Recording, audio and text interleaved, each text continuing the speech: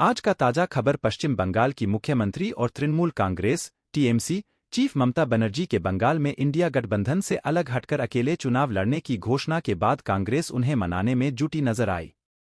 गुरुवार 25 जनवरी को कांग्रेस अध्यक्ष मल्लिकार्जुन खड़गे ने इस बाबत ममता बनर्जी से संवाद साधा। सीएम ममता से कांग्रेस चीफ की क्या कुछ बात हुई, इस बारे में तो फिलहाल विस्तार से जानकारी सामने नहीं आई है, मगर सूत्रों की माने तो खड़गे ने ममता बनर्जी से गठबंधन का हिस्सा बने रहने और सीट शेयरिंग पर बातचीत को आगे बढ़ाने की बात की है। उन्होंने सीएम बनर्जी से कांग्रेस की भारत जोड़ो न्याय यात्रा का हिस्सा बनने की भी अपील की है। हालांकि टीएमसी की ओर से इस बारे में अभी तक कोई सकारात्मक प्रतिक्रिया नहीं मिली। बीच का रास्ता निकाला जाएगा। वहीं कांग्रेस महासचिव जयराम रमेश ने दोहराया है कि सीट बंटवारे से जुड़े गतिरोध पर टीएमसी से मिलकर बीच का रास्ता निकाल लिया जाएगा।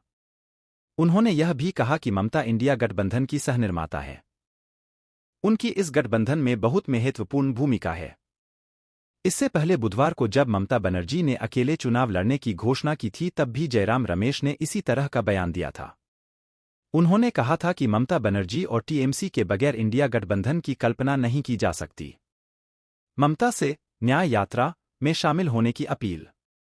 जयराम रमेश ने इसके अलावा ममता बनर्जी से पश्चिम बंगाल में राहुल गांधी के नेतृत्व में पहुंची कांग्रेस की भारत जोड़ो न्याय यात्रा में शामिल होने की भी अपील की। उन्होंने यह भी कहा कि अगर सीएम ममता न्याय यात्रा में कुछ मिनट के लिए भी शामिल होती हैं, तो इससे मल्लिकार्जुन खड़गे और राहुल गांधी को बहुत खुशी होगी। यात्रा को ममता की मौजूदगी से मजबूती मिलेगी। टीएमसी का अधीर पर निशाना।